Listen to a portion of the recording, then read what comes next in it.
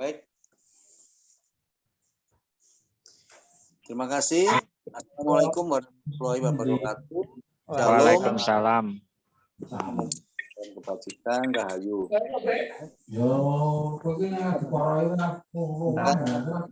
Keadaan sehat, penuh kegembiraan. Di tengah pandemi COVID saat ini, maka upaya yang paling bisa kita lakukan adalah selalu mengupayakan kegembiraan, kesukacitaan, dan berpikir positif. Pada malam hari ini, kami dari Prams Management bekerjasama dengan BEC, Business and Entrepreneurship Center Universitas Kanjuruhan Malang, bersama juga Lotus, Lembaga Pendidikan dan Pengembangan Diri, juga Himpunan Pengusaha Laundry Indonesia mempersembahkan seminar OMG, obrolan malam Jumat. Pada setiap malam, link yang sama, jam yang sama, kita akan bertemu, berdiskusi, lalu mengisi ruang perjumpaan. Ya, Kamis malam itu identik dengan berbau horor, kita mengubah mindset itu ke dalam bentuk obrolan malam Jumat yang lebih positif, konstruktif, dan edukatif, serta inspiratif.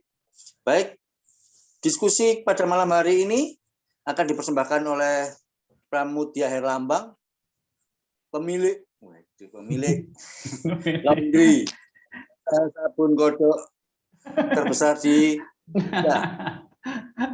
siapa yang butuh sabun kodok silakan kontak dengan Mas Pram. Sehat, higienis, cinta atau ramah lingkungan, malas tapi sukses. Monggo Mas Pram. Ya, terima kasih. Assalamualaikum warahmatullahi wabarakatuh. Salam sejahtera untuk kita semua. Shalom, Om Swastiastu, Namo Buddhaya, salam kebajikan. Ya, perkenalkan yang mungkin baru ketemu saya, nama saya Pramudia Herlambang. Saya tinggalnya di Kota Malang. Saat ini kegiatan saya di bisnis laundry dan kos-kosan. Ya, kita langsung saja. Saya share screen ya. Ya.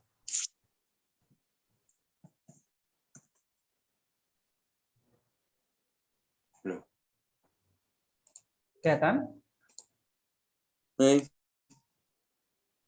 Nah. Kelihatan Bapak Ibu? Oke. Dibesarkan Mas. Yuk. Review. Ya, sudah kelihatan? Kelihatan?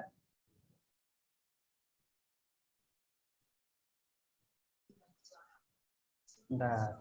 Kelihatan, Mas Koko? Oke. Ya. Webinar kali ini judulnya adalah Malas Tapi Sukses.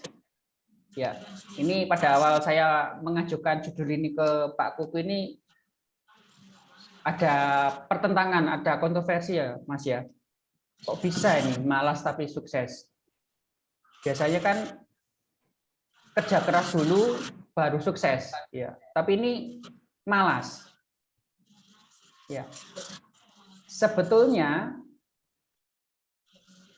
jika Anda punya pertanyaan seperti ini, Pak, kalau saya hobinya tiduran, rebahan, apakah bisa saya itu sukses? Ya. Saya jawab bisa. Ya.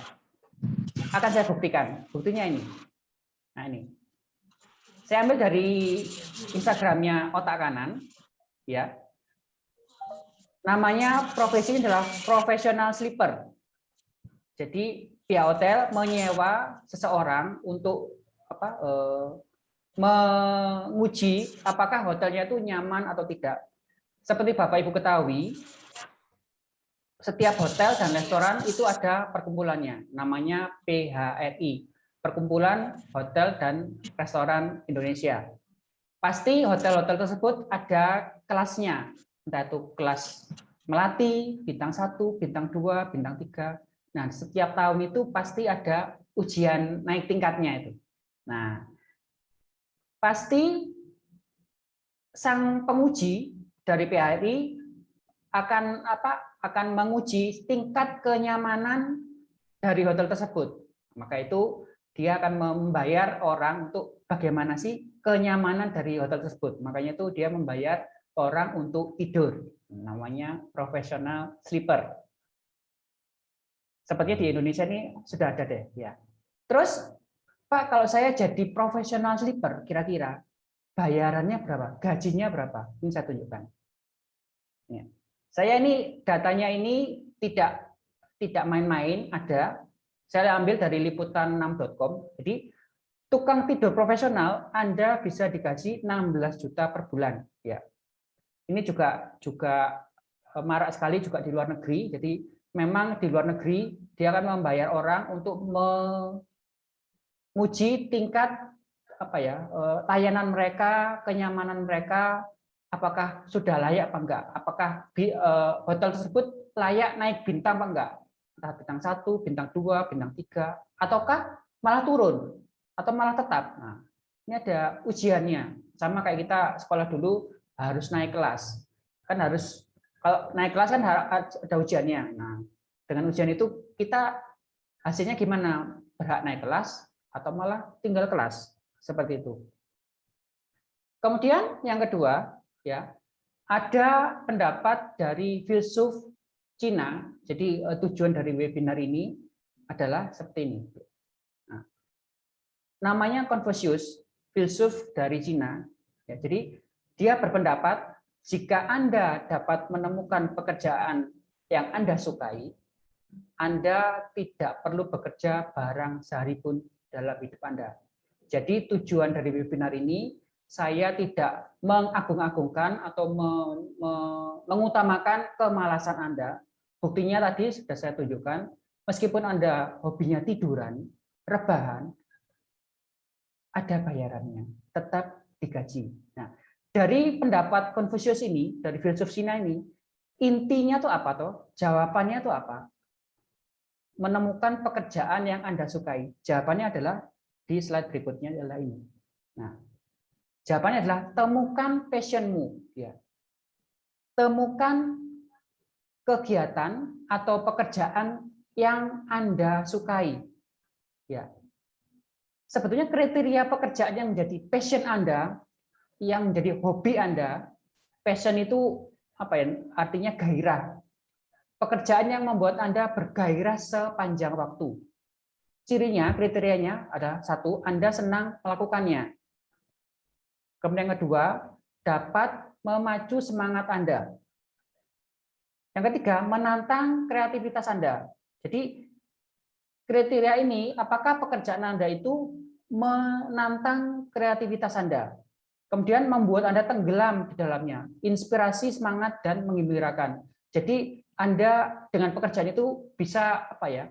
Bisa masuk, bisa menikmati. Nah, ini. Kemudian Anda rela bekerja meskipun tidak dibayar. Nah, sama dengan hobi. Contohnya seperti ini. Mungkin Ibu Rahadian Krishna. Ini saya lihat ini. Mungkin beliaunya tuh suka masak. Masakannya tuh dipuji oleh suami dan istri. Ya. Dari hobinya ini, dia bisa berjam-jam di dapur, bergelut dengan bumbu masakan, dengan bahan-bahan masakan yang lainnya, sampai dipuji oleh suami dan anaknya kalau masakannya enak. Nah, dari hobi memasak ini kan bisa dibuat bisnis. Contohnya dijual di tetangga kiri kanannya. Siapa tahu berminat. Atau mungkin dia menawarkan ke GoFood atau GrabFood. Nah, sepertinya ini kan di webinar ini ada beberapa orang yang apa ya, yang curhat ke saya, Pak, saya itu mau buka usaha, buka bisnis tapi bingung. Ya, saya kembalikan ke dia, kamu tuh sebetulnya hobimu apa? Dari hobimu itu ya akan ketemu passionmu. Nah, dari passionmu itu nanti bisa dibisniskan ya. Contohnya kalau Anda suka hobi mancing, nah, dari hobi mancing ini kan bisa dibuat bisnis. Contohnya mungkin dari hasil mancingnya bisa dijual, atau mungkin Anda bisa membantu teman Anda yang punya toko pancing, ya, bisa membantu menjualkan produk-produknya seperti itu. Kemudian di slide berikutnya, ya, cara mengidentifikasi passion, ya, cara memeriksa apakah pekerjaan ini Anda suka enggak dengan pekerjaan ini. Cara mengenalinya seperti apa? Nomor satu, pekerjaan itu harus melahirkan kebahagiaan. Apakah pekerjaan Anda sekarang ini bisa membuat Anda happy? Ya, mungkin ada beberapa orang yang mengatakan, Pak, sebetulnya saya ini kerjanya ikut orang. Saya itu sebetulnya tidak terlalu enjoy dengan pekerjaan ini. Tapi bayarannya besar, Pak. Terus saya itu sukanya mancing. Tidak apa-apa. Kalau saudara saya, tidak apa-apa. Lakukan pekerjaan yang seperti biasanya. Tapi passion Anda yang suka mancing itu bisa diberdayakan, bisa dijadikan sebagai mata pencarian tambahan. Nah, dari hobi mancing itu kan nanti kan Anda kan bisa berkembang, ilmu memancing seperti apa, cara mengenali ikan untuk memakan umpannya seperti apa. Nah, dari situ kan Anda kan belajar, tapi dengan sukarela, tidak ada paksaan. Kemudian kesenangan adalah bahan bakar pertumbuhan. Dari kesenangan itu Anda akan belajar tanpa ada paksaan, sukarela. Bagaimana cara memasak yang benar, bagaimana mungkin kalau Anda suka berkebun, bagaimana cara menanam yang benar, bagaimana kalau ada penyakitnya. Nah, pasti Anda akan mau belajar tanpa dipaksa. Kemudian yang ketiga, kesuksesan melahirkan kesenangan dan kesenangan melahirkan kesuksesan. Itu pasti ya. Jadi kalau orang sukses pasti akan senang. Dan kesenangan itu juga akan melahirkan kesuksesan yang lain. Jadi kalau Anda happy, pasti akan mau meningkatkan potensi atau nilai dari diri Anda. Pasti terus dan terus belajar. Dan ketiga, maaf yang keempat, jika Anda mencapai kesuksesan dengan kesenangan, dan dengan kesenangan Anda di jalur yang tepat. Jadi kalau Anda suka dengan pekerjaan Anda tidak merasa cepat capek, Anda menikmati, nah itu namanya passion. Kemudian berikutnya, nah, passion itu juga suatu panggilan hidup, yaitu panggilan adalah tujuan cita-cita tertinggi seorang individu. Dalam masyarakat India kuno dinamakan dharma. Jadi setiap orang hidup itu pasti punya panggilan. Contohnya kalau Anda suka mengajar. Nah, seperti Pak Koko ini kan sukanya mengajar. Dia itu suka membantu memberikan pencerahan ke orang lain ya. Meskipun bayarannya sedikit atau bayarannya malah tidak ada. Tapi dia ada kepuasan batin. Nah, itu juga panggilan. Kemudian level-level panggilan, level 1, panggilan sebagai sarana mencapai pertumbuhan, kesuksesan dan kebahagiaan tertinggi seseorang. Jadi seperti tadi yang saya contohkan, Pak Kuku itu kalau mengajar itu hatinya happy, ya, senang bisa membantu orang lain, menjadi orang dari bodoh menjadi pintar. Kemudian level kedua, panggilan dapat memberikan sumbangsih yang bermanfaat bagi dunia dan sekitarnya. Jadi dengan mengajar dia bisa membantu banyak orang, ya. Dari yang tidak tahu menjadi tahu. Jadi intinya ikutilah kebahagiaan tertinggi Anda. Orang yang tidak punya tujuan hidup akan cepat tua, dan jika Anda bahagia akan awet muda. Jadi kalau pekerjaan Anda sekarang tidak happy, Anda tidak membuat menjadi happy, meskipun bayarannya tinggi, Anda masih ikut orang lain, tetap lakukan seperti biasa. Anda kan punya hari libur Sabtu atau Minggu. Nah, itu baru bisa melakukan hobi Anda. Hobi yang bermanfaat, hobi yang dapat menghasilkan uang. Kalaupun tidak menghasilkan uang, tidak apa-apa. Yang penting Anda senang melakukannya. Kemudian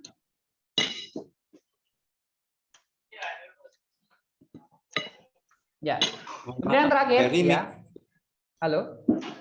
Mic-nya Pak Heri tolong di-mute Mas Bram. Bentar.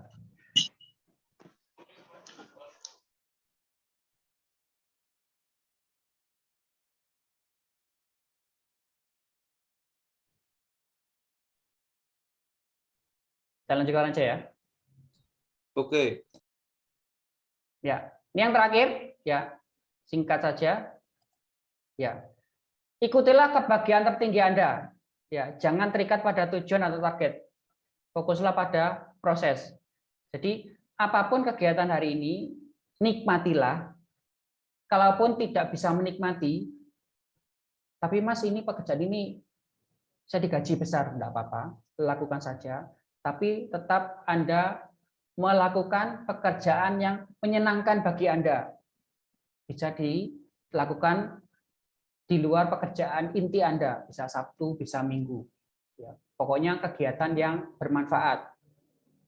Demikian materi pada hari ini, ya, singkat, padat, semoga bermanfaat. Demikian Pak Kuku, terima kasih. Terima kasih Mas Pramudia Herlambang. Demikianlah teman-teman. Ya, demikianlah teman-teman paparan, sharing, lontaran ide gagasan dari Mas Pram, malas tapi sukses. Tapi sebelum melanjutkan diskusi kita dan pameran kita, boleh minum sebentar. Ya. Monggo Pak Ujang, dinikmati kopinya dan teman-teman semuanya. Baik, perlu saya sampaikan bahwa nanti mendekati penghujung acara pada obrolan malam Jumat ini, kita akan menyediakan waktu khusus untuk expo, ya, untuk expo, mempromosikan barang-barang produk yang Anda punya, ya, nggak usah takut, kita belajar ngomong, mempromosikan, saya punya produk ini, bla bla bla bla bla bla, diberi waktu 3 menit. Ya. Nanti silahkan ketik di WA Group mendaftarkan Mas Pram saya mau mendaftarkan. Ya. Atau ada pertanyaan terkait ide, materi saya tadi punya ide begini. Bagaimana dari materi saya ada yang bertanya apa enggak? Ya, sebentar. Setelah ini nanti akan kita lanjutkan dengan diskusi bahwa malas tapi sukses. Nah, ya, malas tapi sukses. Saya pertama betul itu masih terjadi perdebatan. Kalau di depan Zoom ini saya senyum-senyum sama Mas Pram, ya. Tapi sebetulnya di balik Zoom ini kita selalu berdebat. Baik, teman-teman, silakan bertanya untuk mempertajam. Bagaimana sih sebetulnya Mas Pram malas tapi sukses itu?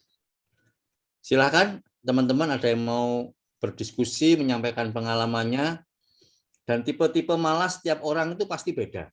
Iya. Ya, malasnya itu beda-beda. Di balik malas itu ternyata ada pesan tersembunyi yang mau disampaikan, Mas Pram. Tadi silakan. Seperti yang saya contohkan tadi, tidur pun dibayar, Pak.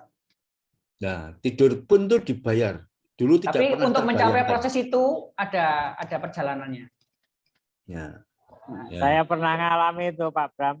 Ya. Tidur pun dibayar, pernah ngalami itu. Nah, tidurnya di hotel lagi. Nah. Itu.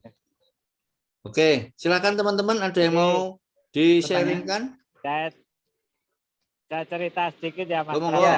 Ya, silakan. Sebelum saya bergelut di bidang bakso, dulu saya kerja di perkebunan sawit di Kalimantan.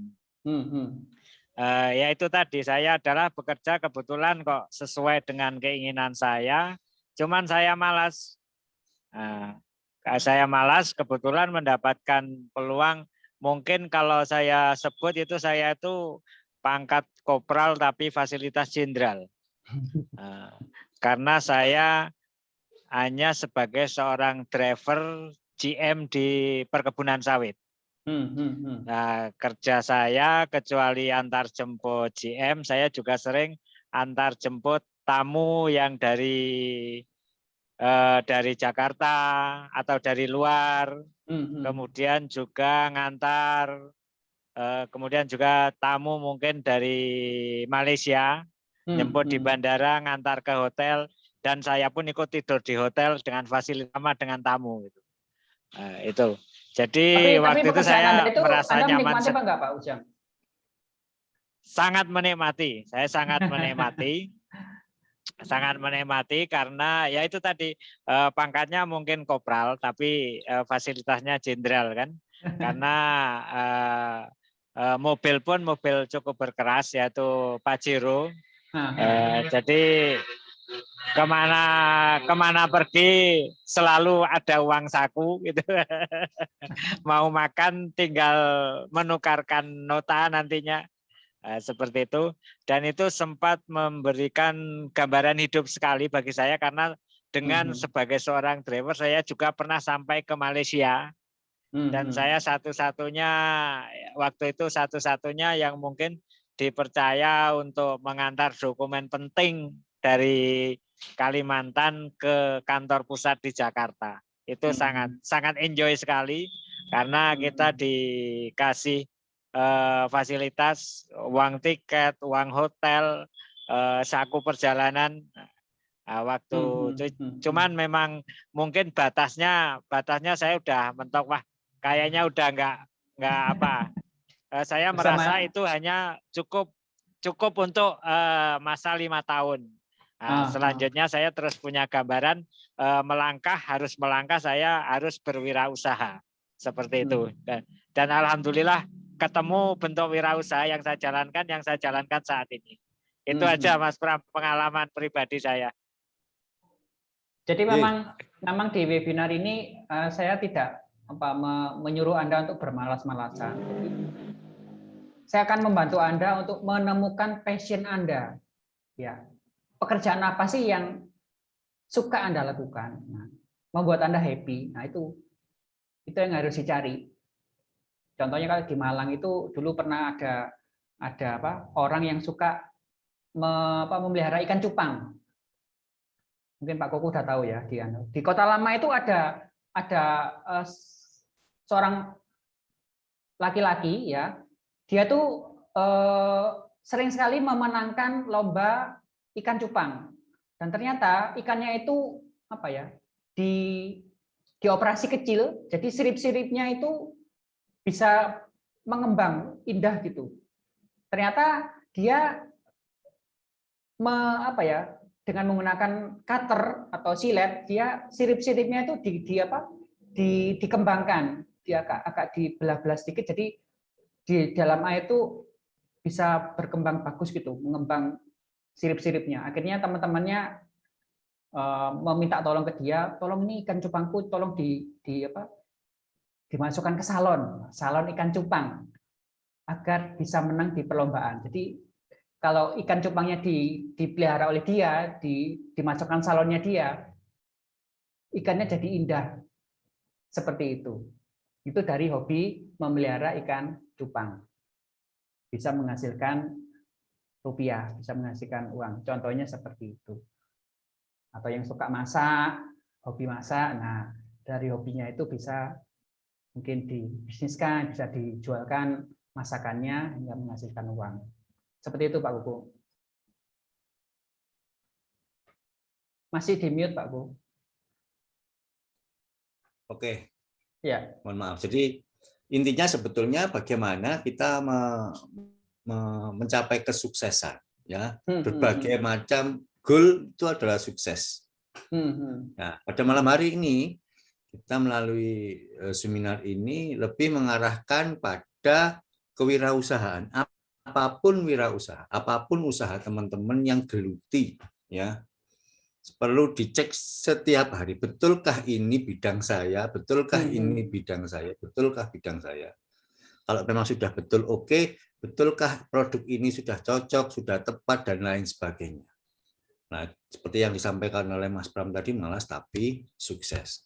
Saya sedikit punya pengalaman ini. Ya, gimana?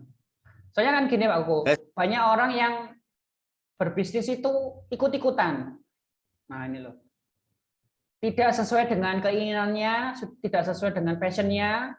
Contohnya ini, Pak Kuku pernah dengar es kepal Milo?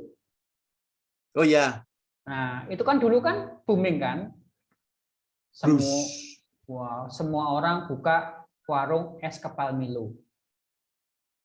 Begitu trennya sudah menurun, tutup semua. Kalau orang kerjanya sesuai passionnya, sesuai dengan kesukaannya dia, entah itu bisnisnya turun, entah bisnisnya naik, dia akan bertahan. Ya, dia kan berpikir bagaimana bisnisnya dia selalu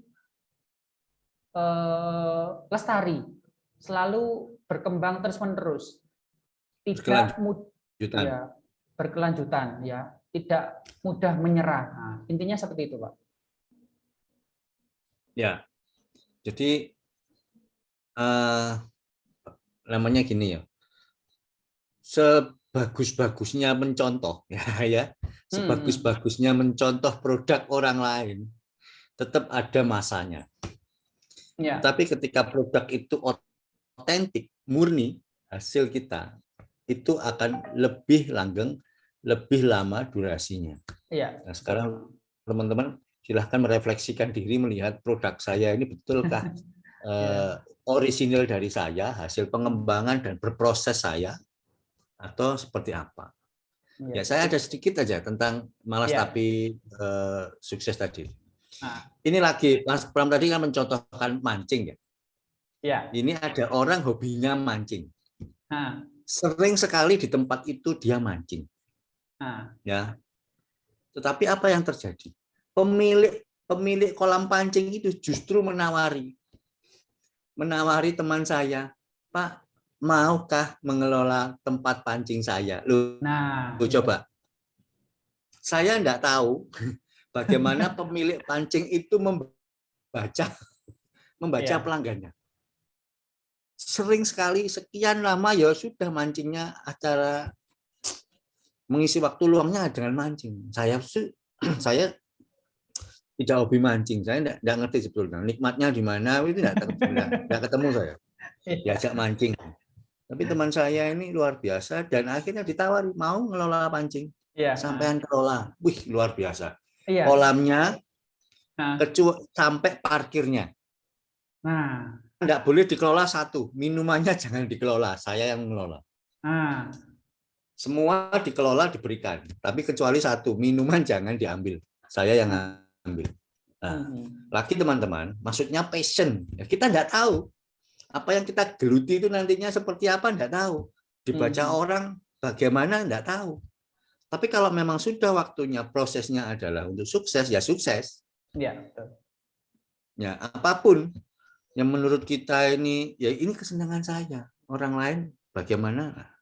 Silakan teman-teman, ada yang mau membagikan pengalamannya, usahanya apa, lalu mungkin kalau seperti ini Pak Kuku, mungkin sukanya menjahit, bisa suka menjahitkan baju anaknya, suaminya, ternyata dari hobinya sampai membuka konveksi, nah seperti itu. Itu ya, sekarang kan ramai kan permak. Nah seperti itu. Sekarang itu kan orang malas menjahit, dia menerima jasa penjahitan. Iya. Satu kancing, satu resleting 10.000 ya lumayan. Iya. Monggo, siapa Pak yang Pram, boleh bertanya? Oke, silakan Pak. Silakan Pak. Ya, kebetulan ini temanya pas banget Pak dengan kasus yang dihadapi oleh teman saya. Iya. Jadi gini ceritanya. Teman saya itu dulu kerjanya rajin. Nah, begitu dia kena game online, gadget, dia kecanduan, Pak. Dia kecanduan. Nah, kecanduan hingga kecanduannya itu nggak berhenti-berhenti. Nah, hingga saya juga sempat untuk menyemangati dia untuk bangkit lagi ya karena kecanduan itu. Nah, saya berpikir apakah kecanduan gamenya dia itu bisa diolah menjadi kesuksesan, Pak. Nah, seperti tema ini. Gitu. Karena dia tiap hari kerjanya main game, gadget itu loh, game online itu loh. Nah, itu mohon pencerahannya nih Pak Pram nih. Supaya apa yang menjadi passionnya dia sampai kecanduan itu bisa menjadi sebuah kesuksesan. Jadi ibaratnya malas tapi sukses gitu Pak Pram. Tapi dia kecanduan game gitu gara-gara itu. Akhirnya dia keluar kerja dan sebagainya. Nah itu gimana ya Pak Pram ya untuk menghadapi situasi itu ya sesuai dengan tema ini. Terima kasih. Begini Pak Muhammad Fatoni, cita-cita anak sekarang ya. Yang pertama menjadi entrepreneur, yang kedua menjadi YouTuber, yang ketiga menjadi gamer. Meskipun Anda profesinya sebagai gamer itu bisa menghasilkan uang. Contohnya ini, ada teman ya sesama pengusaha London juga.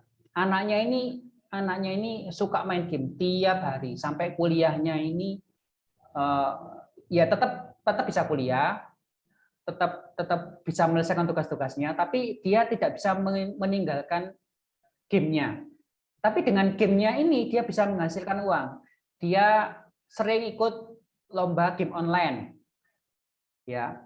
Kemudian dia juga suka memberikan konten-konten di YouTube bagaimana cara memainkan game tersebut. Tetap dia dapat uang. Jadi dari game itu meskipun kelihatannya, waduh kok main game terus ini, ternyata dengan main game itu tidak selalu negatif, Pak. Bisa diambil positifnya, ya. Dengan caranya dia sering berlatih main game, ya, bisa menghasilkan uang. Contohnya ya tadi sering mengikuti lomba game online atau mungkin membuat konten di YouTube. Dengan dia sering membuat konten di YouTube tentang game, itu juga bisa menghasilkan uang, Pak. Nanti dibayar oleh YouTube dan dari iklan-iklan yang masuk. Jadi memang itu tergantung orangnya sih, dia bisa memanage dirinya sendiri apa enggak. Kalau sampai kecanduan ya berarti dia udah gamenya udah ke arah yang negatif. Coba diarahkan ke game yang positif, ya, entah itu PUBG, entah itu COD atau Mobile Legends, enggak apa-apa. Yang penting dari kegemaran itu bisa menghasilkan uang. Mungkin tinggal caranya aja. Dari game itu menghasilkan uang, mungkin dia belum tahu caranya. Seperti itu, Pak. Sama ini Pak Pram, mohon izin lagi. Ya. Jadi gini, kadang kan kita di Indonesia itu selalu mempunyai pola pikir gini, oke lah kita berbisnis atau berwirausaha, tapi Ya. apakah itu sifatnya kontinu, bisa sebagai penunjang utama untuk menutupi kebutuhan hidup sehari-hari. Nah sering kayak misalkan orang pemain sepak bola, kadang kan nggak berkembang dulu kalau kita lihat, karena berpikir bahwa profesi itu tidak menjamin kehidupannya dia untuk sehari-harinya. Karena sifatnya mungkin tidak kontinu ya, kadang-kadang ada, kadang-kadang tidak. Nah itu bagaimana ya kalau seandainya ada profesi atau bidang usaha yang sifatnya seperti itu, tidak bisa kontinu seperti game tadi kan, tidak mungkin ya seperti kayak orang dagang bakso atau seperti apa yang mungkin setiap hari bisa ada transaksi gitu Pak Pram. Itu gimana ya menghadapi situasi seperti itu ya, yang sifatnya tidak kontinu itu Pak Pram. Terima kasih. Kalau menurut saya, Pak Muhammad Fatoni kenal Susi Susanti? Kenal Pak Pram. Kenal Alan Budi Kusuma? Kenal sekali. Ya. Beliau berdua ini peraih medali emas pada Olimpiade, lupa saya namanya ya. Tahun berapa? Setelah dia tidak menjadi atlet bulu tangkis, dari kegemaran dia berbulu tangkis, dia bisa menghasilkan suatu bisnis, ya, membuat alat-alat olahraga. Mungkin Bapak Ibu kalau mungkin ke toko olahraga menemui merek Aztec, itu kepanjangan dari Alan Susi Teknologi. Dia menghasilkan sama praktisi bisnis dari duluan. Enggaknya Pak Kuku kan ya bisa apa ya? Mas Bagas. Dimut aja. Udah, ya. Saya lanjutkan ya. Jadi dari Susi dan Alan, dia setelah pensiun jadi atlet bulu tangkis, dia memulai bisnis dengan membuat produk namanya Aztec. Dia membuat sepatu bulu tangkis, membuat raket, semua aparel, bajunya bulu tangkis. Bisa, Pak.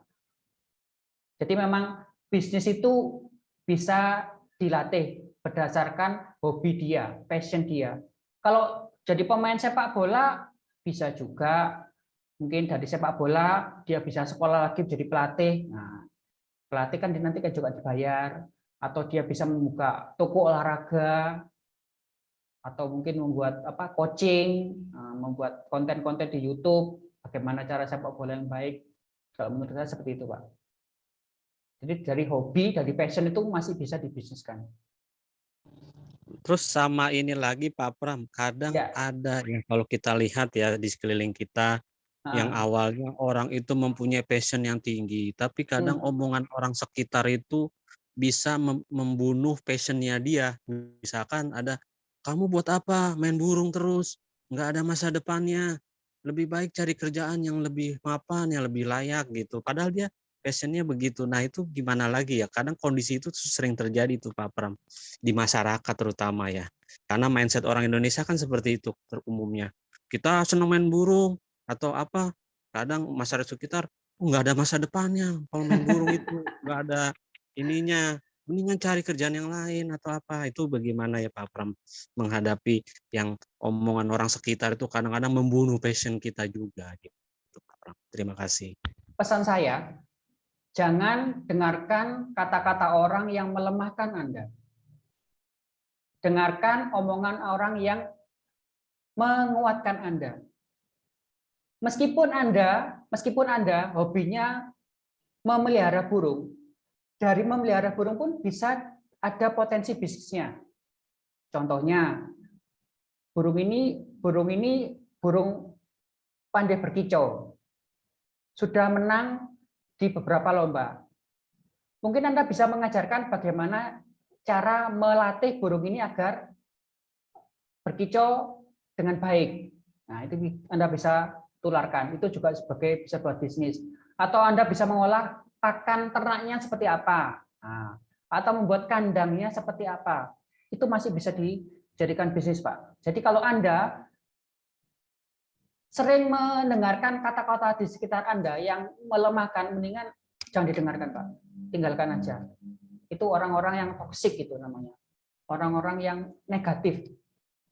Buat apa mempunyai teman-teman seperti itu? Mendingan ditinggalkan aja. Teman-teman yang melemahkan Anda, lebih baik tinggalkan. Asalkan Anda melakukan pekerjaan itu tidak merugikan orang lain, jalan terus. Seperti itu. Baik, terima kasih Pak Pram. Ya. Semoga menjadi semangat. Baik, teman-teman silakan. Ini diskusi, bukan kita mendengarkan apa ya. Bukan mendengarkan, kita diskusi, kita ada diskusinya, ada sharingnya, ada mentoringnya juga. Iya. Tidak masalah, kita ini ada di ruang perjumpaan orang-orang yang inspiratif di dunianya masing-masing dan orang-orang yang biasanya dicibir oleh orang-orang yang tidak suka, sementara dia tidak bisa. Ya, orang mencibir itu karena dia tidak bisa sebetulnya, bukan masalah apa gitu. Sehingga ya kita tetap yakin bahwa apa yang kita lakukan itu bermanfaat, berdampak bagi orang lain. Selesai. Silakan, ada yang mau saya mau bertanya lagi nih, saya ada ide lagi nih. Silakan. Silakan. Tadi saya teringat dengan perkataan Pak Kukuh tadi ya, itu kalau meniru produk orang itu tinggal tunggu waktunya ya, tadi gitu ya. Ya. Nah, kalau produknya orisinil itu umumnya langgeng. Nah, bagaimana kalau misalkan kita memulai satu bisnis, kita boleh meniru nih, kayak tadi es kepal Milo, kita tiru tuh. Tapi kita menjadikan ini sebagai komitmen kita. Tiba-tiba di tengah perjalanan itu ambruk tuh tren itu tuh. Nah, itu bagaimana ya? Kalaupun kita mau bertahan di produk itu gitu loh. Kalau pada akhirnya tren itu sudah menurun tajam. Seperti kasus tadi es kepal Milo itu tadi. Padahal produk itu kita boleh meniru dari orang lain. Nah, itu menghadapi situasi kayak gitu gimana ya Pak Pram ya? Terima kasih. Kalau saya pakai teori amati, tiru, modifikasi. Meskipun bisnis itu trennya menurun, kalau kita suka dengan pekerjaan itu, pasti akan berpikir, oh ini es kepal Milo ini saya modifikasi seperti apa ya? Mungkin di sekelilingnya itu saya beri meses, atau saya beri Oreo, atau saya beri irisan keju. Nah, kalau Anda menyukai pekerjaan Anda, pasti Anda akan mencari ide apa lagi nih ya, supaya usaha saya ini tidak mati. Saya suka dengan bisnis ini. Kalau Anda suka, pasti Anda akan selalu mencari ide-ide baru, selalu bertahan bagaimana bisnis ini bisa langgeng. Seperti itu, Pak. Kalau Anda bisnisnya ikut-ikutan, oh sekarang lagi bisnis laundry, ikut laundry. Oh sekarang lagi bisnis kos-kosan, ikut kos-kosan. Oh sekarang buka bisnis ini ikut-ikutan. Yang ikut-ikutan itu pasti nggak tahan lama, Pak. Saya yakin dan percaya teman-teman saya juga begitu. Kalau bisnisnya ikut-ikutan, pasti nggak tahan lama. Seperti itu, Pak Muhammad Fatoni. Mungkin Pak Koko bisa menambahkan? Ya, jadi memang namanya tren itu gini. Kenapa tren itu ketika kita ikut tren, kita turun dan kita tidak siap? Karena kita sebetulnya tidak tahu filosofi atau value dari produk yang kita ikuti. Nah, kita hanya ikut di luarnya saja. Kita tidak tahu prosesnya apa, bagaimana sih kenapa disebut kepal Milo itu, kita hanya tiru saja. Untuk pertama tidak masalah, meniru itu tidak masalah. Hanya sekarang kita lihat bagaimana sih di sekitarku ini cocok enggak dengan kepal Milo ini. Bahwa ada durasi waktu tertentu kita ikut tidak masalah. Tapi untuk mempertahankan, untuk menarik orang lebih banyak, apa yang bisa saya lakukan? Entah toppingnya kah, entah namanya kah, entah kemasannya kah, kepal susu Milo itu yang pertama bulat menjadi segitiga atau segi 5 atau segi berapa, terserah. Ya, wong pisang goreng aja disebut lumpur lapindo, pisang lumpur lapindo. Padahal sebetulnya ya hanya tepung aja gitu loh. Tapi kreativitas kita untuk memberikan brand, memberikan label atas produk kita itu menjadi kelebihan tersendiri. Sama-sama kepal Milo gitu. Kita beri aja lah yang lain. Nah, yang lain itu apa? Ya silahkan dikreativitaskan dan kita perlu diskusi lebih lanjut ya Mas Bram ya. Iya. Monggo silakan teman-teman. Di sini ada itu tampaknya ada Bungdas Mas Bram itu Mas Bram. Iya. Mas Bagas ini. Ada yang sharing kan Mas Bagas? Monggo. Ada yang mau sharing kan Mas Bagas? Bungdas, Mas. Oh. Silakan. Tapi sebenarnya dari sampai mana ya? Kenapa? Telat ya saya masuknya, ketinggalan jauh. Ya. Oh iya, salam hormat. Kemudian saya salah satu mahasiswanya Pak Kuku. Oh. Tadi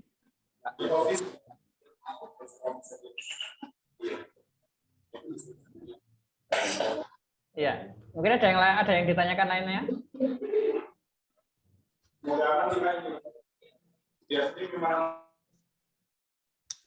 Ini ada Bu Sri Rahayu ini Mas Pram di chat ini. Awal buka laundry banyak yang komen negatif. Terkesan laundry itu pekerjaan rendah seperti pembantu karena cuci baju orang-orang. Nah ini betul apa yang disampaikan Pak Muhammad Fatoni itu. Dulu itu tukang cuci kan kesannya negatif. Ya. Apa pekerjaan orang tuamu?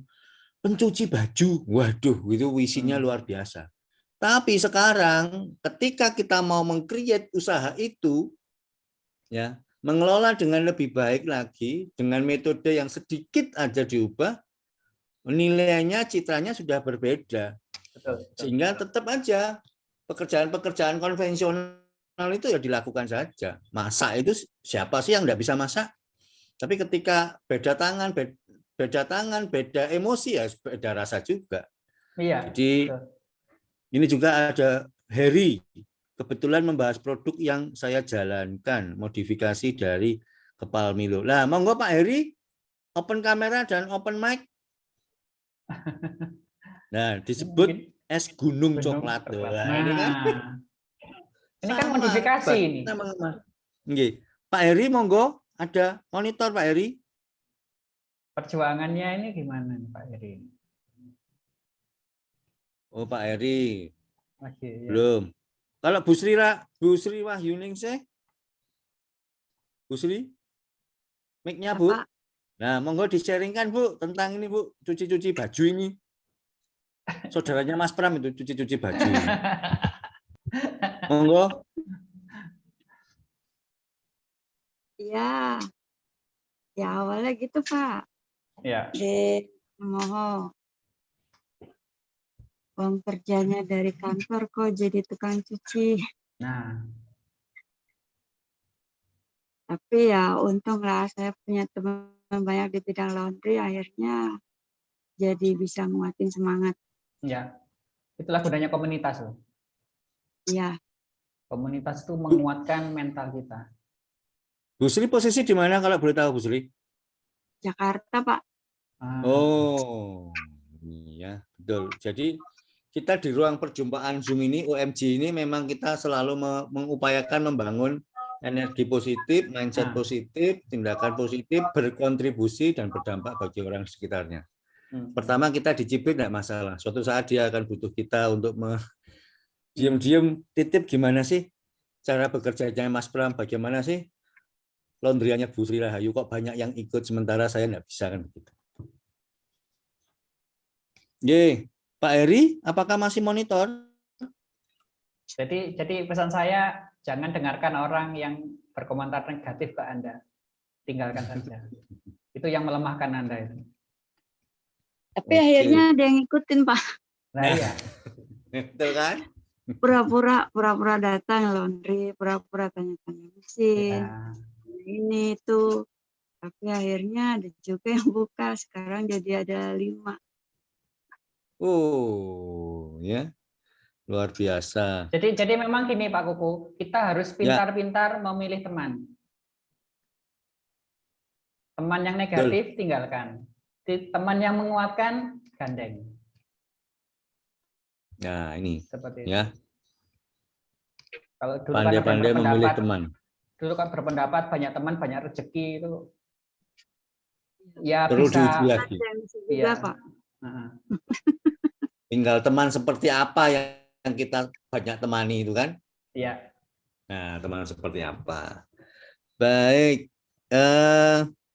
Oh ini Pak Heri menjawab panggilan saya di chat, maaf nyambi buat. Nah ini jangan-jangan dia Pak Heri ini lagi buat tuh pesanan kan?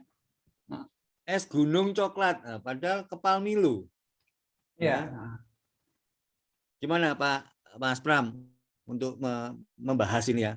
Kepal Milo jadi es gunung dan konsisten. Nah. Ya ini kan juga termasuk ini. ATM, amati, tiru, modifikasi. Jika bisnis Anda itu trennya menurun, kalau Anda yakin dengan bisnis Anda, pasti akan Anda selalu mencari bagaimana bisnis ini bisa langgeng. Ya. Tidak peduli tren itu turun, tidak peduli tren itu naik, Anda tetap bertahan. Jadi sekarang tergantung niat Anda, niat awal Anda. Kalau niat awal Anda bisnisnya ikut-ikutan, biasanya nggak tahan lama. Tapi kalau diniatkan untuk seperti laundry atau apa itu membantu meringankan beban orang lain, membantu pekerjaan orang lain, pasti langgeng. Kalau saya sih prinsipnya seperti itu sih. Nah ini juga ini. Untuk melihat produk bisa dilihat di esgunung.com. Wah, sudah punya website sendiri loh. Luar biasa ini. Luar biasa. Ini suatu saat Pak Heri bisa open mic untuk menceritakan ini seperti apa ini. Strategi yang dipakai ini bisa bertahan, amati tiru. Amati tiru juga ya dan modifikasi. Baik Bapak Ibu, nanti beberapa saat ke depan kita akan memasuki sesi untuk expo. Exponya adalah nanti kita beri waktu 3 menit setiap teman yang mau mempromosikan produknya apapun. Apapun. Ini mengapa apapun? Daftarnya sudah ada di saya nih Pak. Yang Oke, siap. Ya, saya bacakan ya. Oke, monggo Mas. Jadi yang pertama itu Bu Yuliana dari Blitar, kemudian ada Bu Mila Sang Pepes. Ada Bu Mila. Bu Mila. Kemudian ada Bu Ani Bapetra. Kemudian ada Elia Coklat Krepes Malang. Oh. Kemudian ada Pak Eko. Pak Eko. Iya. Pak Eko sudah gabung kah? Pak Eko ini kayaknya enggak ada nih Pak. Dia tidak mengaku Pak Eko siapa. Cuma tadi japri Pak saya mau ikut expo, ya monggo silakan. Saya sudah kasih linknya kok belum masuk. Oke. Baik teman-teman, bisa kita mulai. Siapa mau mempromosikan dulu? Waktunya 3 menit. Bu Yuliana Blitar, monggo Bu silakan Bu. Bu Yuliana Blitar. Bu 3 menit. Yuliana Blitar, monitor. Bisa open mic, open kamera. Nah, selamat malam Bu Yuliana. Iya, terima kasih buat kesempatannya Pak. Ya, silakan. Kalau saat ini saya produksi telur asin Pak. Wah. Tapi hari ini sudah habis, jadi saya nggak bisa menunjukkan produknya. Oh, luar biasa. Wah, ini. Luar biasa. Bisa diceritakan Bu produk telur asinnya seperti apa, proses pembuatannya mungkin untuk teman-teman punya telur banyak tapi mau diapakan begitu? Yang ada mentah sebentar kok saya ambilkan. Nah ya, ini teman-teman apa ya namanya ya, berbagi ilmu, berbagi rezeki. Ilmu itu rezeki dan ilmu itu berbagi ilmu adalah ibadah. Jadi meskipun sama resepnya ya, ketika dijiplak orang lain tidak akan pernah sama. Nah, seperti ini Pak. Monggo Bu, jadi silakan Bu.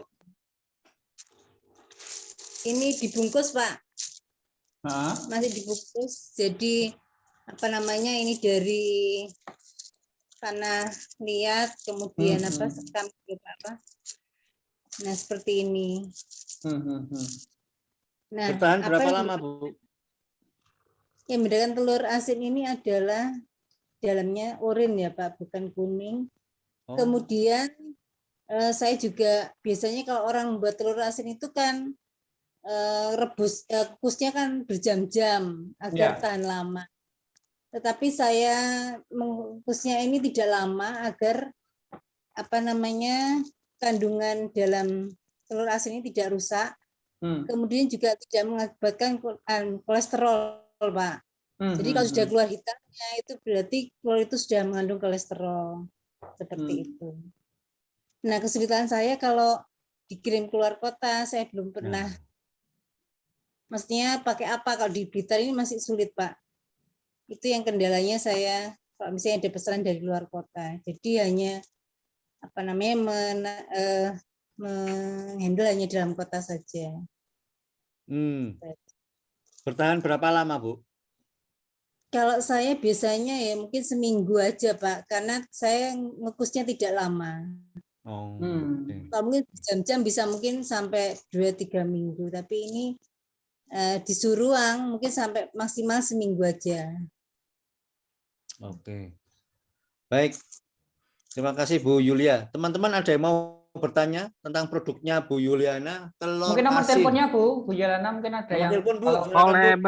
boleh bertanya mengenai Ya. produk itu tadi telur asin untuk diversifikasi produknya ada apa aja ya? Apa hanya satu produk saja? Kalau ini masih telur asin rasa udang Pak, karena tuh apa namanya pakannya itu diberi tepung apa namanya udang, jadi rasanya mungkin beda dibanding telur asin biasa. Kemudian juga yang membuat oren itu tadi karena mungkin pakannya mempengaruhi, jadi seperti itu. Untuk ketahanan itunya sampai berapa lama Bu ya dia kuatnya? Maksudnya kalau seminggu, basi. Tadi Pak.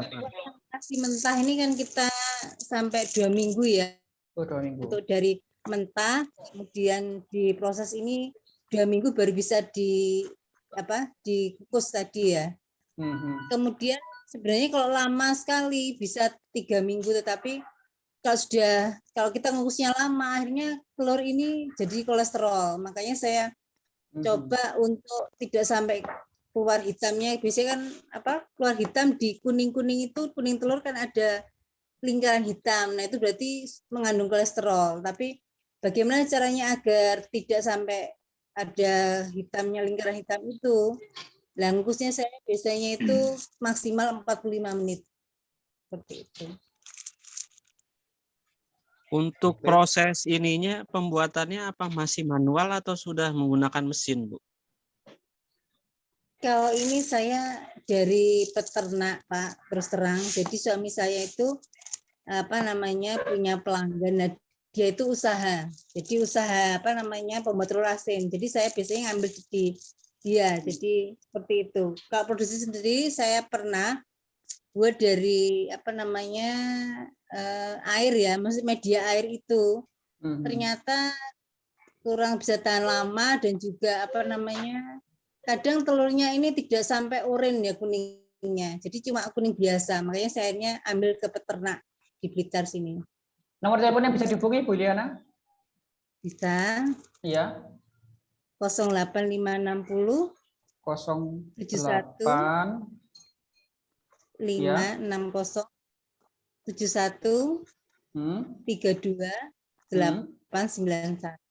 Bisa diulangi, Bu? Pelan-pelan aja. 085 60 71 32 891. Oke. Ya, terima kasih Bu Yuliana. Terima kasih. Sama-sama Pak Pram. Saya ada saran itu Pak Pram untuk melayani yang luar kota. Mungkin buka cabang aja di luar kota itu. Oh gitu, iya. Ya, saya ada teman lagi proses ternak bebek sendiri. Saat ini 150 bebek. Jadi nanti mungkin saya bisa belajar sama Bu Yuliana dulu. Biar nanti teman saya ajari buat telur asin yang model seperti itu. Ini. Sip. Ya, bisa Pak, terima kasih. Ya. Selanjutnya Bu Mila, ada Bu Mila? Tidak ada. Bu Ani? Tidak ada juga. Kita lanjut ke Bu Elia Coklat Kerpes Malang. Monggo silakan Bu. Ya. Dibuka kameranya Bu. Biar kelihatan. Cantiknya. Ya, monggo silakan Bu. Assalamualaikum warahmatullahi wabarakatuh. Waalaikumsalam warahmatullahi wabarakatuh. Perkenalan dulu Pak ya. Oke. Nama saya sebenarnya Elia, tapi biasanya dipanggil Elija karena branding saya Elija Krepes. Nah, saya mempunyai produk olahan kakao, Pak. Nah, itu saya memproduksi sendiri dari buah kakaonya. Biji kakao saya fermentasi, kemudian saya olah. Ini biji kakaonya seperti ini. Nah, ini saya fermentasi, kemudian saya olah menjadi coklat siap makan. Seperti ini. Nah, saya juga mengolah biji kakao yang non fermentasi. Perbedaannya coklat fermentasi dan non fermentasi itu dari rasanya. Rasanya yang non fermentasi itu lebih pahit daripada yang fermentasi. Dan harganya pun lebih mahal yang fermentasi karena prosesnya panjang sekali. Nah, sebenarnya coklat itu yang sehat itu yang seperti ini, yang fermentasi. Yang coklat yang banyak coklatnya, bukan yang banyak gulanya. Nah, kalau saya ini melayani 100% kakao, 75% kakao, dan 50% kakao, juga coklat manis. Coklat manis itu berarti yang banyak sering dibicarakan itu coklat permen. Sebenarnya coklat, tapi banyak gulanya, sedikit coklatnya, jadi kebanyakan orang itu bilangnya permen. Seperti itu, Pak. Dan ini tahan sampai 1 tahun. Iya. Pakai bahan pengawet tuh ya? Ini kenapa? Pakai bahan pengawet? Oh tidak Pak, saya tidak pakai bahan pengawet. Iya. Ini tidak pakai bahan pengawet, tidak pakai perasa, tidak pakai gula pemanis ya? buatan. Iya. Iya. Nah, kebetulan ini yang ready ini kemasan yang toples. Nah, kemasan yang kardus sedang habis. Wah. Iya. Sip. Jadi biasanya ini cocok untuk orang yang tidak begitu suka manis. Kalau orang yang punya gula itu, penyakit gula itu cocoknya itu 75% ke atas kadar kakaonya. Jadi tidak begitu banyak gula, tidak begitu manis. Tapi kebanyakan orang itu lidahnya suka manis sih Pak. Tapi saya mencoba merubah mindset, sebisa saya merubah mindset orang itu, coklat itu tidak manis. Jangan mencari coklat yang manis, karena coklat yang manis itu kurang sehat untuk tubuh. Justru kurang sehat ya. Iya, karena banyak gulanya, Pak. Nanti kalau jenengan kebanyakan makan gula bisa diabetes. Iya sih, betul. Berarti ditulis sih, coklat yang menyehatkan adalah Elijah Krepes. Iya, betul Pak. Kalau orang yang jalan-jalan ke Malang belum ngerasain coklat krepesnya Elijah, berarti belum jalan-jalan ke Malang, Pak. Betul. Nomor telepon yang bisa dihubungi, Bu? Oh iya, 085 103 103 103 12 12 8001. 8001 085 103 12 8001.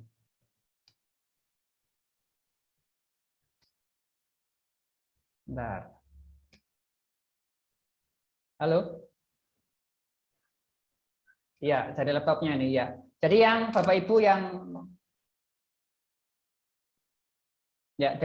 yang berkeinginan untuk menikmati coklat bisa menghubungi Bu Elia di 085 103 12.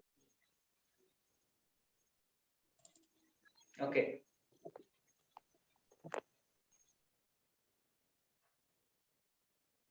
Selanjutnya Ada yang mau promosi? silakan teman-teman, ada yang mau promosi? Bu Sri Rahayu sudah, Bu Clara, Natalia, Priscilia, halo Pak Muhammad Hasbur Rahman, Pak Vidi Wahyu, Bu Ani Ratnaningsih Kembang. Monggo Bu. Kamonesan, ya. Lanjut Bu. Ya. Oke. Sip.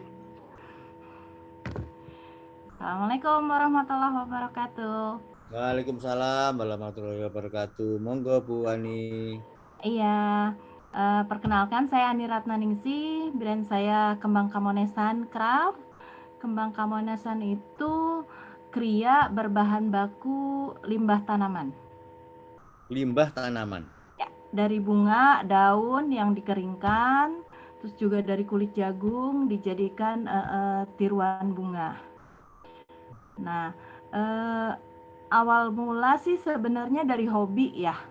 Mungkin nyambung dengan yang tadi Mas Pram ini. Artinya setelah saya telusuri memang ini kebiasaan saya dari kecil ternyata. Saya senang bunga, terus saya juga mikir ini bunga kok cepet baru dipetik udah layu, gimana caranya supaya awet? Sedih banget gitu.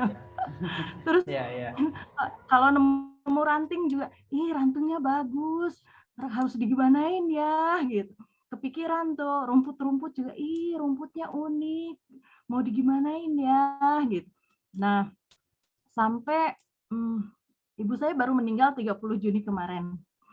Sampai ibu saya sering marahin saya gara-gara di rumah penuh kayak rongsokan gitu. Si Ani mah mau runtah. Mau anu runtah katanya. Bawain aja sampah katanya. Tapi saya akhirnya modif sendiri ya. Dulu kan zamannya bunga-bunga plastik. Saya copotin, saya tempelin ke ranting-ranting. Itu. Ya alhamdulillahnya saya pas remaja sampai terakhir sebelum ke Kembang Kamonesan, usaha saya macam-macam. Dari mulai konveksi, dari mulai grosir, tapi semua nggak bertahan. Sampai ada teman 1 tahun kemudian ketemu, kamu sekarang lagi pegang apa? Tapi entah di Kembang Kamonesan ini, pas di bunga-bunga, saya kok bertahan gitu. Berawal dari saya ikut kursus pelatihan, terus akhirnya karena hobi kerajinan tangan, terus akhirnya saya pikir ini saya suka, nggak tertutup kemungkinan ada orang lain juga yang suka. Maksudnya orang lain itu orang yang di pelosok daerah yang memang kreatif, dan ini kan bahan baku melimpah di kita. Dari situ saya terbersit ingin pemberdayaan masyarakat. Saya ingin berbagi dengan orang-orang. Akhirnya dari situ saya dari satu daerah ke daerah lain saya ngajarin free. Kadang ada yang ngajak, teh mau nggak di sini? Ayo, teh mau nggak di sini? Lama-lama saya kecapean sendiri. Belum lagi dikadalinnya. Aduh. Jadi ilmunya pengen, udah gitu dapat. Dia ada yang ini yang bikin dari orang-orang yang diajarin. Ya ini mah saya yang capek. Akhirnya dari situ ya saya juga memang betul mencari teman atau apapun, kita harus kita mungkin bisa melihat juga mana yang tulus, mana yang betul-betul niatnya sealiran ya, sevisi gitu. Mana yang memang mau ngadalin gitu. Tapi ya saya bertahan alhamdulillah. Satu hal cuma kan mau tidak mau akhirnya ini berkembang dari pemberdayaan masyarakat, dari bahan baku yang melimpah di sekitar kita, terbentuk Kembang Kamonesan. Cuma satu hal yaitu kebimbangan saya masuk ke dunia bisnis nih, ke dunia usaha. Di mindset saya kayaknya yang perlu dirubah, karena saya itu paling takut ke dunia bisnis. Yang saya bayangkan dunia bisnis tuh kayaknya serem gitu, sikut-sikutan gitu. Jadi kalau yang saya orang yang ngalahan, kayak saya misalnya gini, kita sama-sama mau pameran nih. Terus saya kan ibu rumah tangga, artinya ada suami yang ngasih makan saya. Sementara teman saya misalnya laki-laki, dia yang harus yang harus nafkahin anak istrinya. Saya lebih baik ngalah. Udah buat kamu aja deh stand-nya. Kayak gitunya saya. Nah, saya pikir insya Allah rezeki mah dari mana aja gitu ya. Betul. Saya mengalir, saya menikmati proses ini, dan tetap tetap ingin berbagi. Itu intinya. Insya Allah, walaupun memang terseok-seok, walaupun memang ditinggalkan, itu memang bagian. Tidak ada yang sia-sia menurut saya. Yang belum adalah sinergi untuk ke dunia usahanya. Karena saya senang di belakang layar. Itu ya, saya senangnya di pelatihannya, ngajarin orang gitu. Udahlah kamu aja yang jualin, karena nggak mau ribet. Nggak mau ribet ya, betul. Karena produksi sendiri udah cukup menyita waktu. Inovasi produk itu kan kita perlu ini juga ya. Wah ini ada ranting, gimanain ya supaya bagus gitu. Itu kan perlu riset juga menurut saya gitu. Itu sih follow ya IG-nya Kembang.Kamonesan. Ya. Kembang Kamonesan. Jadi memang kalau Bu Ani ini sering berbagi, dia tidak akan khawatir dengan rezekinya. Pasti Tuhan akan mengalirkan rezeki dari sumber-sumber yang lain. Ya. Siapa tahu nanti Bu Ani diundang ke Dinas Koperasi, Bu Ani tolong minta dibuatkan pelatihan apa. Nah, itu kan bisa jadi sumber penghasilan. Meskipun Bu Ani sering mengalah, tapi dengan mengalahnya itu kan bisa menjadi ladang amal kita. Pasti Tuhan akan menggantinya dari sumber-sumber rezeki yang lain. Kalau saya seperti itu, Bu. Kalau Pak Kuku ada penambahan? Ya, jadi memang tipe orang itu menentukan ya. Tipe orang paling enggak secara dua ada introvert dan ekstrovert. Ya, introvert itu orangnya pendiam, mudah malu gitu kan. Kalau ekstrovert itu wah gitu. Ya. Kadang orang mengatakan bahwa orang yang sukses adalah orang yang ekstrovert. Belum tentu juga. Gitu. Mengapa? Orang ekstrovert kalau tidak ada orang introvert yang merancang, yang di belakang layar menata dan lain sebagainya, orang ekstrovert mau jualan apa? Hanya cacat gitu, tapi nggak ada barangnya. Ya toh? Sementara orang yang introvert, pendiam, malu gitu, dia berusaha merancang, mengemas, menata dan lain sebagainya untuk orang ekstrovert yang bagiannya ke sana. Sehingga kalau Bu Ani mohon izin, mohon maaf, katakan di belakang layar, kecenderungannya Bu Ani ini sepertinya orang introvert meskipun berbicaranya tadi lancar bla bla bla, tapi pada kondisi tertentu Bu Ani mengambil jarak, jangan ini bukan wilayah saya, mohon maaf, kamu saja kan gitu. itu sih saya membaca. Iya, nggak berani spekulasi gitu, suka takut gitu. Tadi yang Mas Pram sebutkan juga alhamdulillah untuk pelatihan-pelatihan itu pun tak terduga ya di Inakraf 2019 terakhir sebelum pandemi. Saya diminta untuk jadi instruktur pelatihan di Inakraf, alhamdulillah. Iya. Saya Jadi ini memang kalau sebetulnya ini bisa ke ekspor ini Kembang Kamonesan ini, bisa arahnya ke sana ini. Iya. Ya, dengan berbagi itu kita nggak tahu ya siapa yang melihat kita, bagaimana orang menilai kita nggak tahu. Ya toh, ada yang suka, ada yang tidak suka. Kalau pas memang tidak suka ya biarlah, yang suka akan nggak tahu nanti ada tangan-tangan yang mendukung, mensupport, sama-sama limbah ya. Kita melihatnya, saya melihatnya limbah itu nggak bisa dapat apa-apa, nggak bisa dijadikan apa-apa. Tapi bagi Bu Ani, ini ini peluang ini limbah ini ya, jangan dibuang sembarangan. Maka rumahnya seperti apa ya? Mohon maaf. Tumpukan-tumpukan barang-barang bekas, tapi itu punya aset yang luar biasa. Iya. Iya. Bu Ani mungkin bisa men-sharekan nomor teleponnya pun kalau ada yang berminat. Iya. Telepon saya, WA saya di 081 220 ya 34 331. Iya. Ya, 081 ya 220 34 331. Iya. Iya, terima kasih. Barangkali ada tanggapan dari peserta lain, mangga silakan. Monggo, silakan teman-teman ada yang merespon. Mungkin bisa berkolaborasi ini ya. Iya. Keterampilannya dari Bu Ani, tempatnya di Pak Ujang sambil makan menikmati mie kan begitu lumayan ya. Iya. Lalu minuman sehatnya madunya Pak Priyadi gitu. Iya. Oke, ada yang mau mempromosikan bisnisnya Pak Priyadi? Silakan. Terima kasih waktunya. Assalamualaikum warahmatullahi wabarakatuh.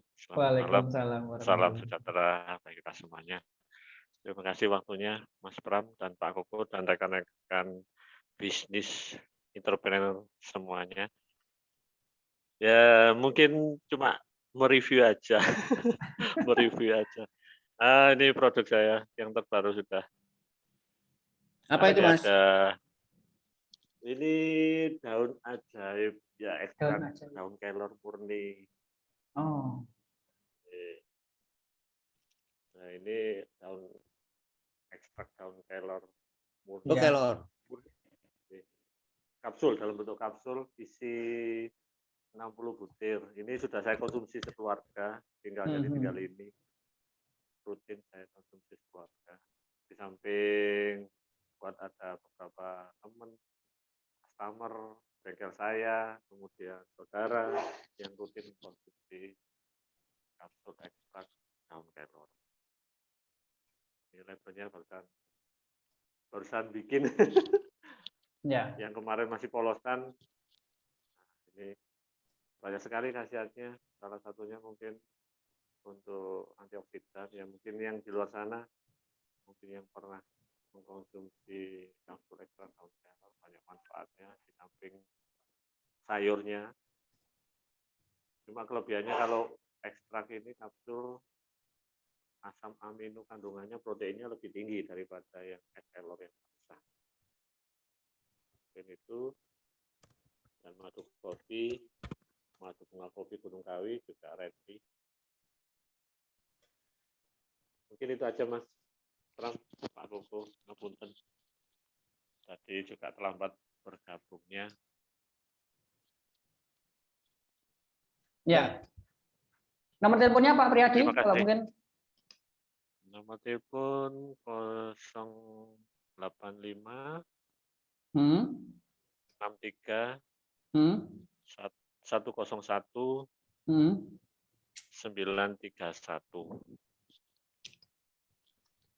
Ya, jadi yang Bapak Ibu yang berminat dengan produknya Pak Priadi bisa menghubungi di 0856 31 01 931. Saya ulangi, 0856 31 01 931. Oh ya, sebelum saya kelupaan, mohon diisi absensi. Sudah saya ketik di kolom chat. Ya. Ada yang mau promosi berbisnisnya? Monggo silakan. Masih ada waktu? Ya. Pak Vidi Wahyu. Monggo. Sambil menunggu, Mas Pram closing statement malas tapi sukses. Ya. Closing statement-nya, temukan pekerjaan yang membuat Anda happy, yang membuat Anda enjoy. Itu yang membuat Anda bergairah sepanjang waktu. Itu passion Anda. Ya.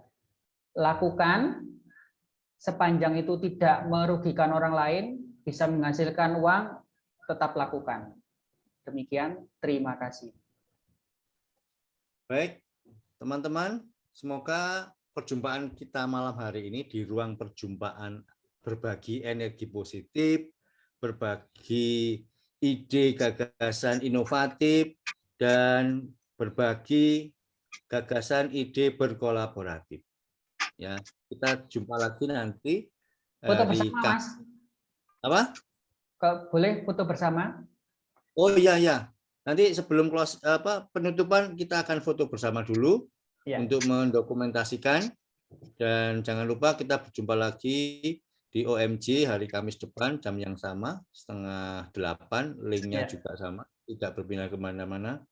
Dan silakan di open kameranya. Kameranya di kita akan foto bersama. Kalau ada produknya monggo ditampilkan. Kalau Pak Ujang tinggal geser aja kameranya biar kelihatan backdropnya. Coklatnya juga boleh ditampilkan, Mbak Elija, coklat kerpes Malang. Mas Bagas, monggo Pak Heri, kepala coklat Liliana mungkin telurnya bisa di. Telurnya Pak Vidi Wahyu, Priscilia, monggo. Oke, hitungan ketiga. 1, 2, cheese. Lagi 1, 2, cheese. Baik, terima kasih. Saya Kuku Widiatmoko. Mohon maaf jika ada yang kurang berkenan. Semoga perjumpaan kita bermanfaat. Jaga kesehatan, prokes. Assalamualaikum warahmatullahi wabarakatuh. Waalaikumsalam warahmatullahi wabarakatuh. Terima kasih, Pak. Terima kasih, matur nuwun. Terima kasih. Sehat selalu. Oke, makasih. Terima kasih Mas Selamat ya. Ya. Izin live ya.